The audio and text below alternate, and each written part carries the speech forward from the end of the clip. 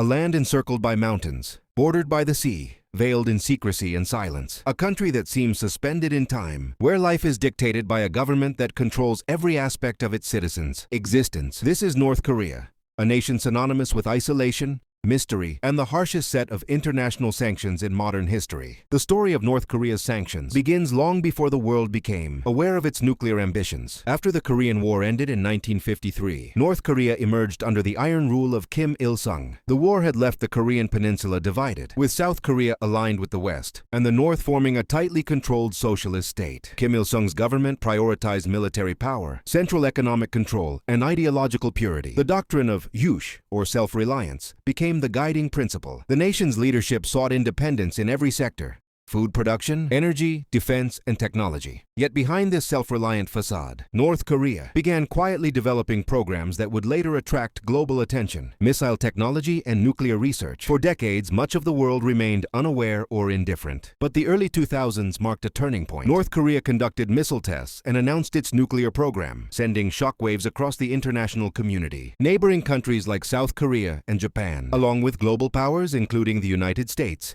expressed alarm. Reports warned that a nation with the capacity to launch nuclear weapons posed not just a regional but a global threat. In 2006, the United Nations Security Council passed Resolution 1718, marking the first significant wave of sanctions against North Korea. These sanctions were precise in their intent: prevent North Korea from acquiring the materials, technology, and resources necessary to advance its nuclear and missile programs. Initially, the sanctions focused on weapons, international trade of advanced military equipment, missile components, and dual-use technologies. Those that could serve both civilian and military purposes was prohibited. The world wanted to ensure that North Korea could not escalate its military capabilities beyond control. But the measures did not stop at weapons. They quickly expanded to include economic sanctions targeting key sectors of North Korea's economy. Exports of coal, iron ore, seafood, and other minerals were restricted. International authorities recognized that revenue from these exports often funded military programs. Cutting off these resources was intended to pressure the government without direct military intervention. Fuel became another critical target. Refined petroleum products, diesel, and other forms of energy were strictly limited. For a country where winters plunge temperatures well below freezing, fuel scarcity has immediate consequences. Homes remain cold, transportation falters, factories slow, and electricity generation becomes unreliable. Financial sanctions followed. North Korea's access to international banking systems and global financial networks was restricted. The government could no longer freely move money, conduct business abroad, or engage in international trade with ease. The intent was clear: isolate the government economically and limit its ability to fund dangerous programs. Yet the reality of sanctions extends far beyond government finances. Ordinary citizens often bear the brunt of these measures. Reports from humanitarian organizations paint a stark picture: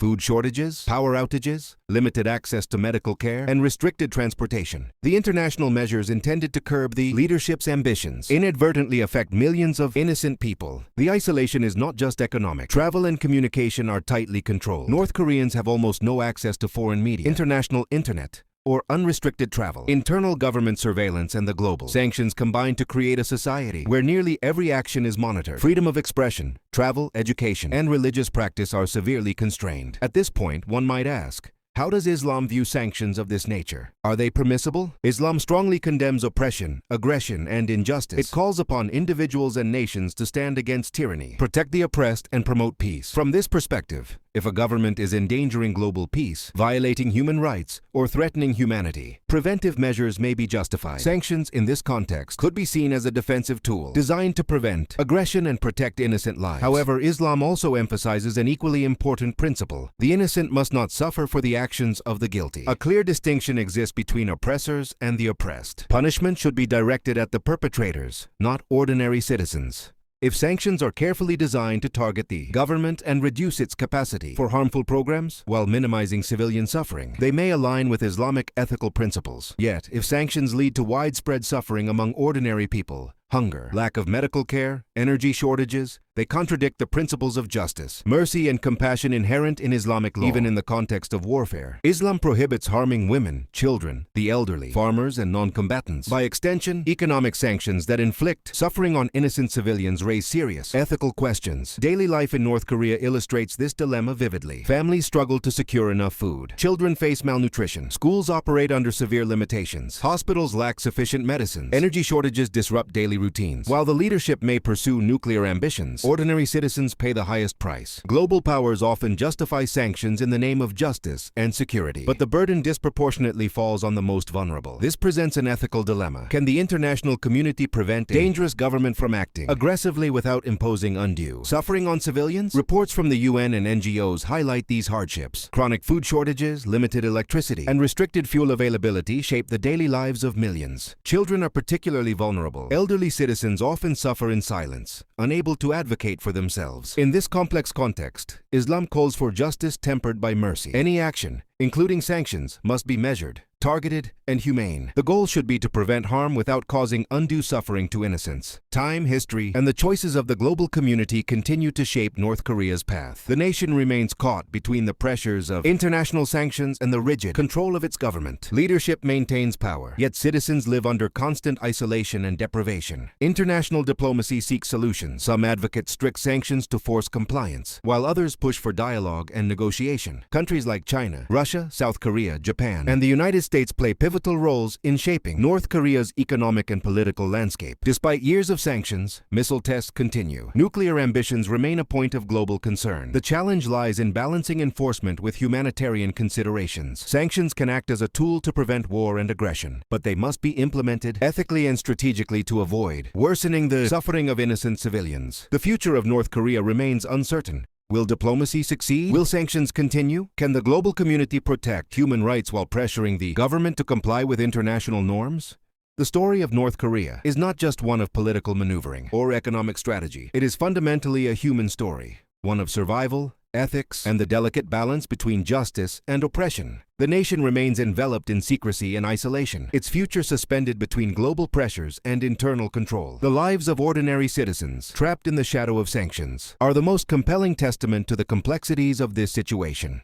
The story of North Korea is not merely about politics or economics. It is the story of people living under extraordinary circumstances. The sanctions that were intended to curb nuclear proliferation and limit military aggression have a profound, often devastating, impact on ordinary citizens. Families wake up each day facing uncertainty. Will there be enough food? Will the electricity hold? Will medicine be available for a sick child? While the world debates strategy, these are the lives on the ground, largely invisible to the international community. The people of North Korea live in a reality defined by scarcity. Reports from humanitarian agencies indicate that millions of citizens face chronic food shortages. In some regions, malnutrition is widespread, particularly among children. Hospital supplies are limited, making even common illnesses life-threatening. Electricity is unreliable, with blackouts common in homes, schools, and hospitals. Imagine living in a country where the government controls not only political expression but also access to essential services. Travel outside cities is heavily restricted. Communications with the outside world are tightly monitored. The internet, social media, foreign news, and international broadcasts are all inaccessible to the average citizen. North Koreans rely on state-controlled media, which shapes perceptions of both domestic and global events. Sanctions amplify these challenges. Fuel restrictions mean heating is limited during frigid winters, and transportation is sporadic. Industrial output declines, affecting employment and access to basic goods. Trade restrictions reduce the availability of essential commodities, while financial sanctions prevent international transactions that could alleviate shortages. While these measures target the government, the collateral damage primarily affects ordinary citizens.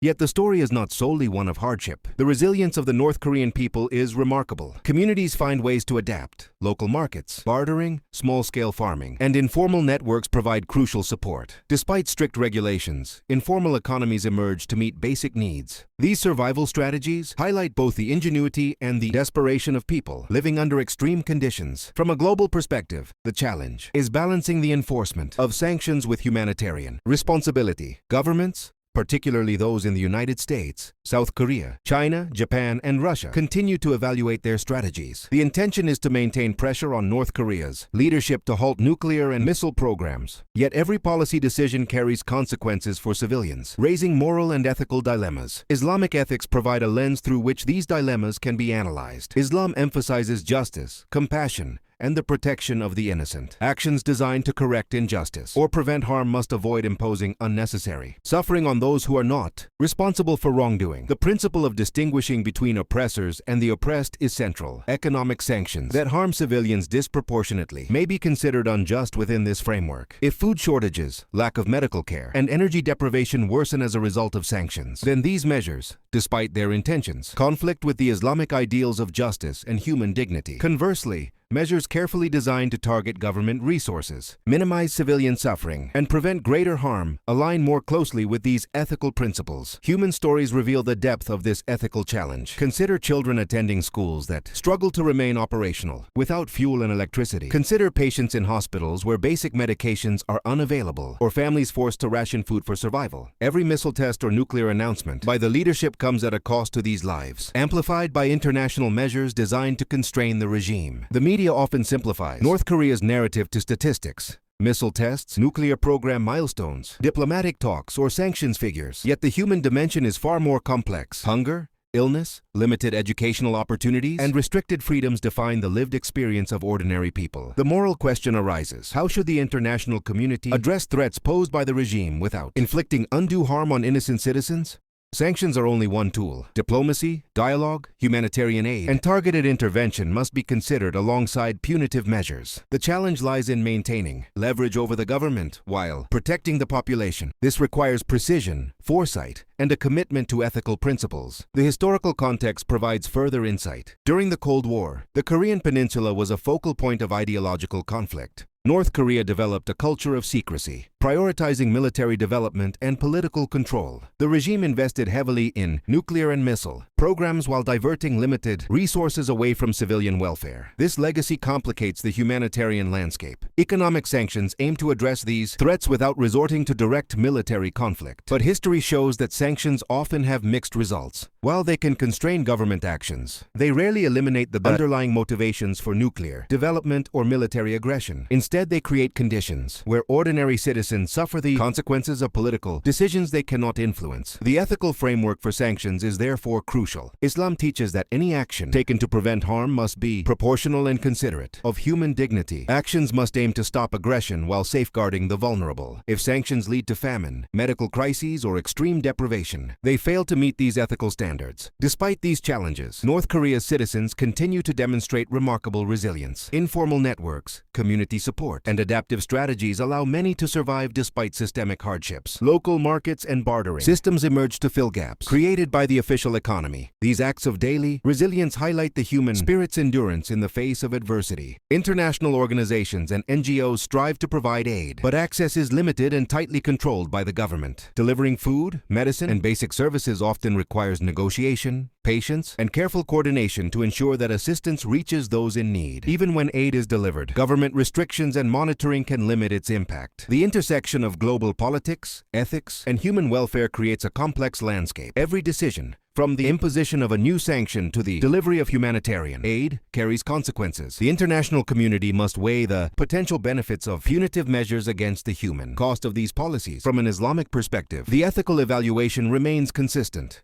The oppressors must be held accountable, while the innocent must be protected. Proportionality, justice, and mercy are guiding principles. Sanctions may be justified if they effectively curb aggression while minimizing harm, but they cross ethical boundaries if they exacerbate human suffering.